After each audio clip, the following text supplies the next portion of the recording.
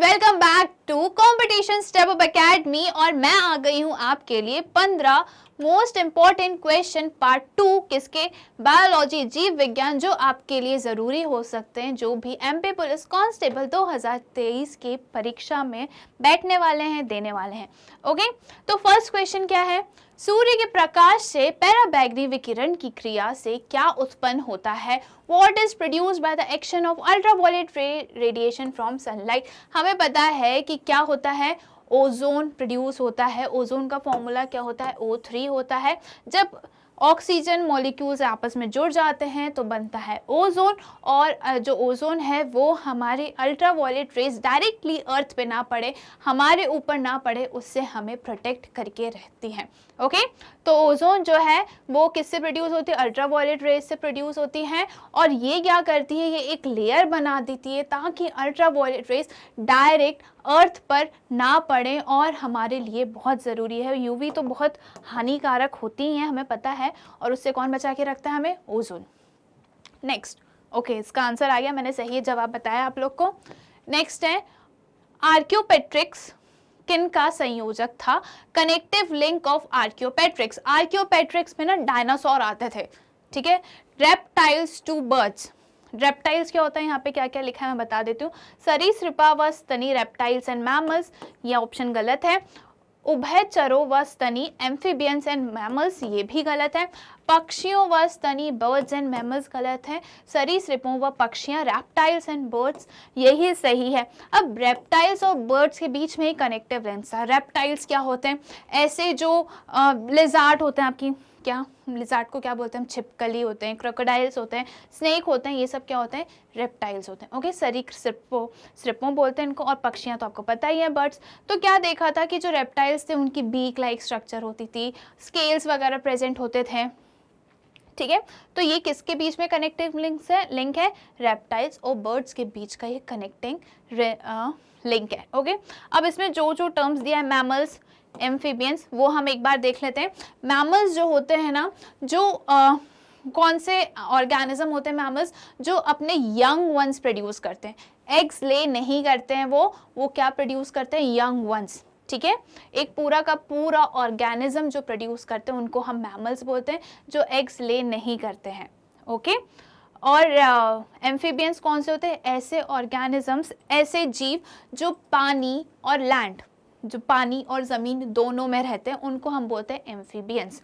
Okay, जैसे crocodile, वो क्या है? एम्फीबियन है। नेक्स्ट क्वेश्चन, आंसर क्या है हमारा? डी। डार्विन का सिद्धांत था। डार्विन्स थ्योरी वॉज, डार्विन ने किसकी थ्योरी प्रोड्यूस करी थी? उन्होंने इवोल्यूशन और नेचुरल सिलेक्शन की थ्योरी जो है वो इंट्रोड्यूस करी थी, डिस्कवरी करी थी उन्होंने।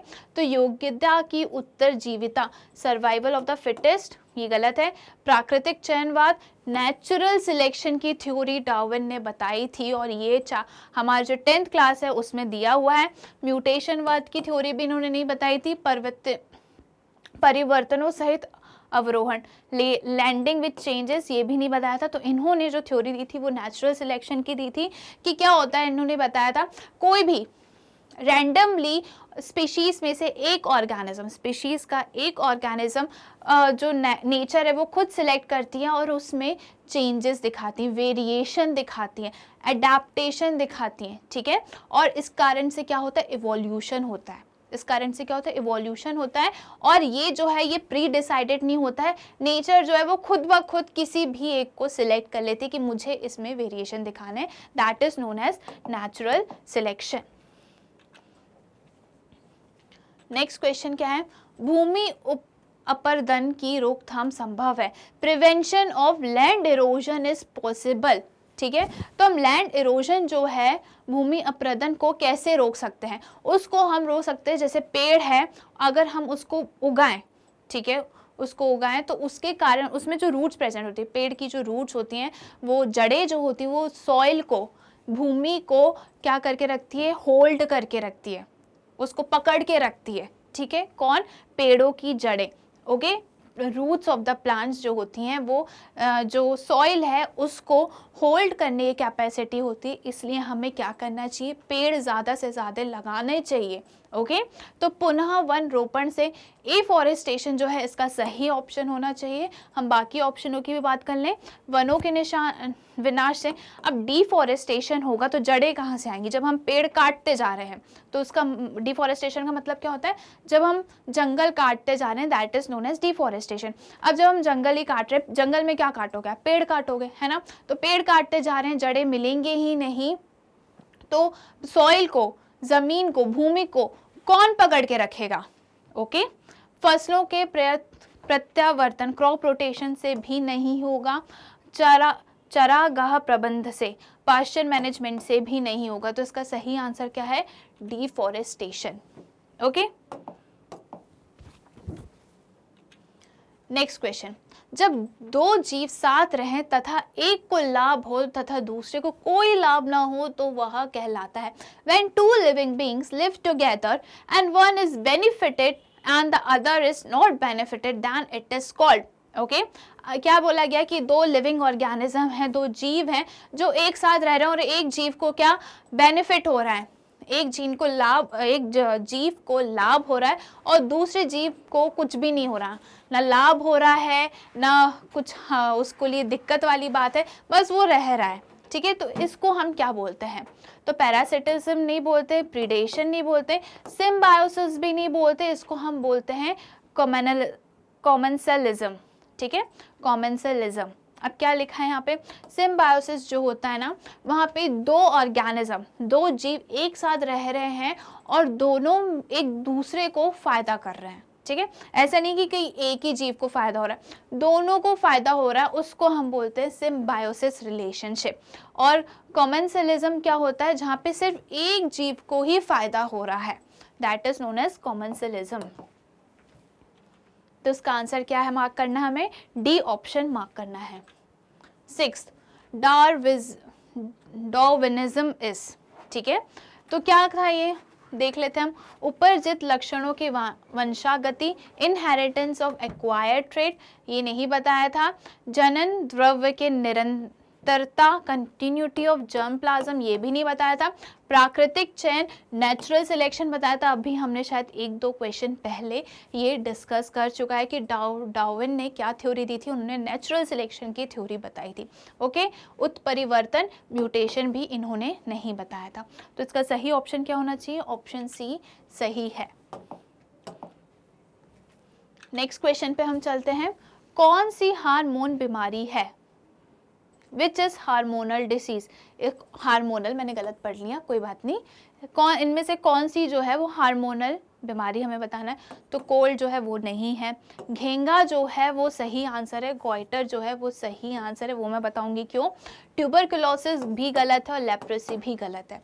ओके तो क्या है जो हार्मोनल डिसीज़ है, हार्मोनल बीमारी है, तो कुछ हमारे हार्मोन, बॉडी के अंदर के हार्मोन इम्बैलेंस हो गए, तो वो ऑब्वियसली क्या है? नॉन कम्युनिकेबल डिसीज़ है, नॉन इन्फेक्शियस डिसीज़ है। मतलब ऐसी बीमारी है जो एक से दूसरे के कांटेक्ट में आने से नहीं फैल रही। ओके तो वहीं जो कोल्ड है, ट्यूबरकुलोसिस है, लेप्रेसी है, ये क्या है?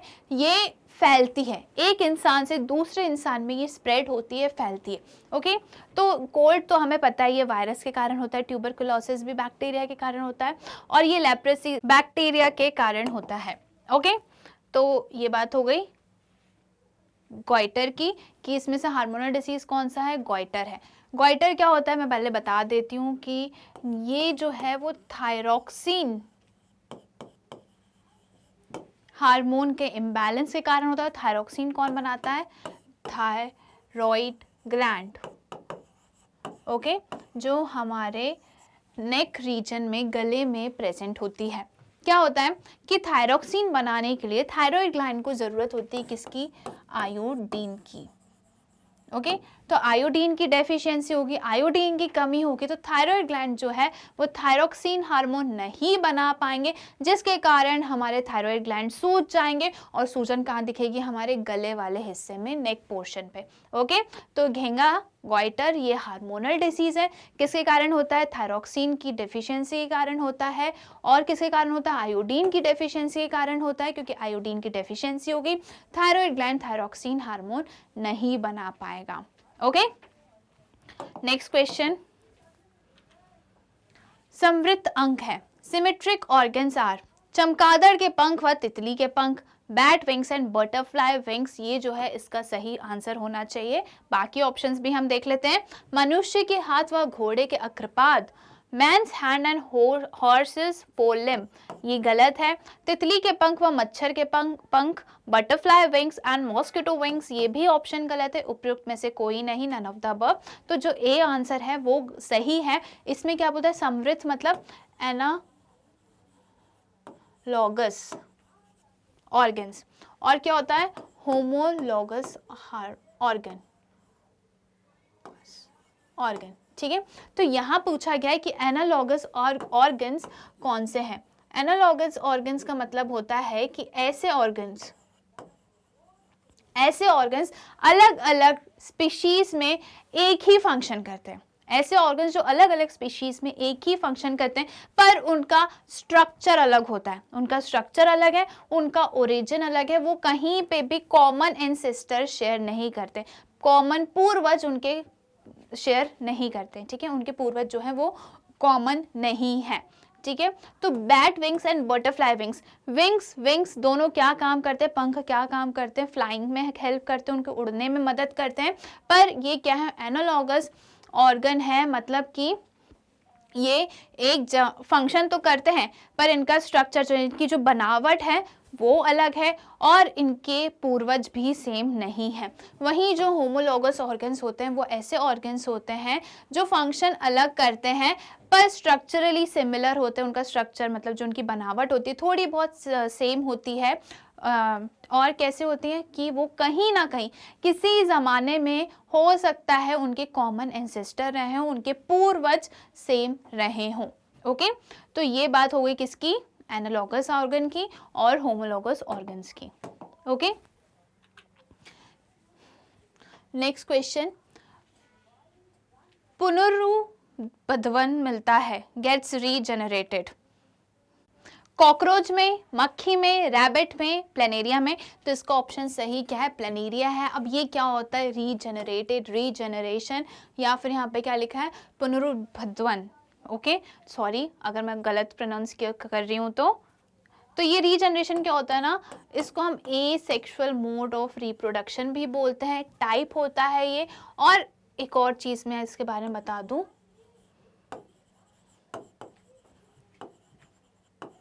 क्या होता है इसमें कि ये स्पेशलाइज्ड सेल के कारण होता है। ठीक है, ये स्पेशलाइज्ड कोशिकाओं के कारण होता है। क्या होता है, आपने छिपकली देखी होगी, उसकी पूंछ कट जाती है तो पूंछ वापस आ जाती है, राइट। तो ये क्या है, ये है रीजनरेशन। ओके, तो ये किसी किसी ऑर्गेनिज्म में ना, ये जो सेल्स हैं ये किसी किसी पार्ट्स में प्रेजेंट होते हैं, बट ये जो प्लेनेरिया है, ये जो ऑर्गेनिज्म है, इसके पूरे पार्ट में रीजनरेटिव स्पेशलाइज्ड सेल्स प्रेजेंट है।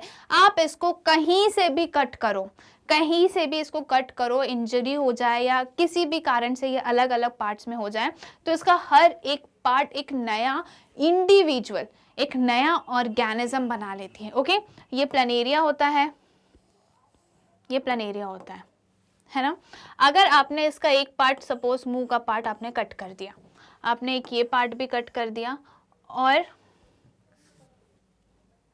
ये नीचे वाला पार्ट भी आपने कट कर दिया, तो ये वाला पार्ट और ये वाला जो पार्ट है ना, ये दोनों वापस से न्यू इंडिविजुअल बना लेंगे। जैसे कि ये एक दूसरा प्लेनेरिया बन गया है ना, और एक ये दूसरा प्लेनेरिया बन गया।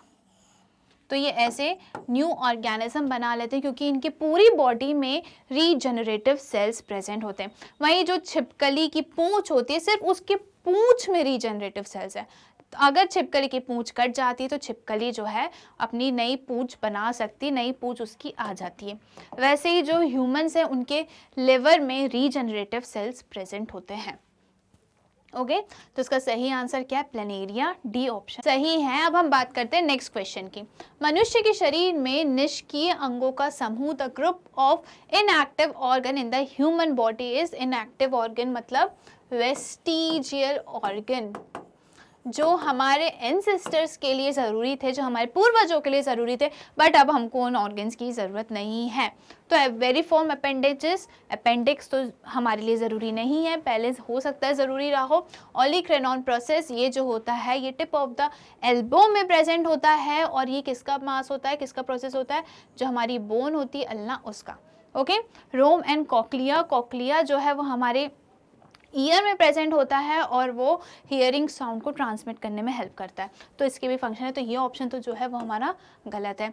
बुद्धि, दंत, स्तन ग्रंथियां, पटेला तथा कॉक्सीबोन, तो विजडम टीथ जो है वो हम बोल सकते हैं कि वेस्टिजियल है, but mammary gland, patella, coccyx bone, mammary gland और पटेला जो है वो क्या है, वो हमारे अभी भी काम आता है, यूजफुल फंक्शन है उस ऑर्गन का। ओके, निमेशक पटल, कृमि रूप परिशेषिका, कर्ण पेशियां, कॉक्सी अस्थि, ठीक है।